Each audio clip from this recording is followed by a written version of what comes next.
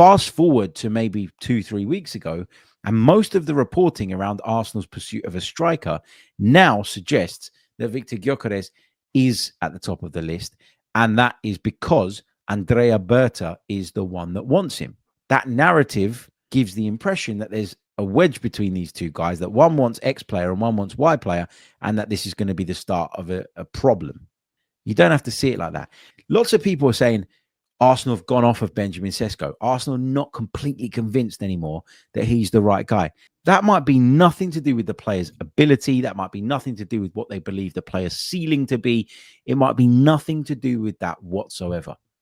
It might simply be that RB Leipzig are getting silly in terms of what they're looking for Benjamin Sesko.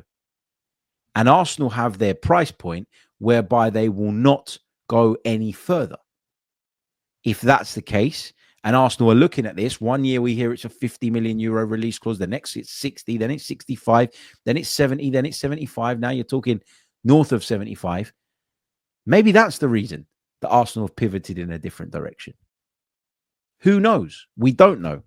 But the reporting has been around this idea that Andrea Berta's come in and gone, don't want Sesko, rubbish player. I want Victor Gyökeres and Victor Gyökeres only. He might have come in open-minded. He might have come in and gone, yeah, I quite like both of them, but there's other factors here. He might, in his mind, in his head, think, for us to do all the other business that we require over the course of the summer, Andrea Berta this is, I can't really spend more than 70 mil on a striker. And so if I've got two options that I quite like, I've got two options that my team's manager quite likes, I'm going to go for the one, and I'm going to go with the one that I believe I can sign within my financial parameters. It could be that. We don't know. We don't know. Arteta spoke quite strongly in the press conference yesterday about how they are aligned, and they're aligned in what we need and what we want. That doesn't necessarily mean that you're completely aligned on every aspect of it.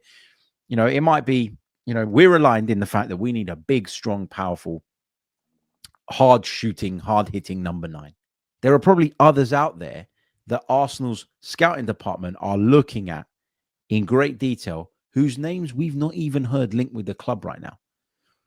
There's a lot of speculation about a sort of a friction between Berta and Arteta, and that this is a ticking time bomb. You don't know that. Nobody knows that. And so, I don't really understand why there's a massive, massive deal being made of this.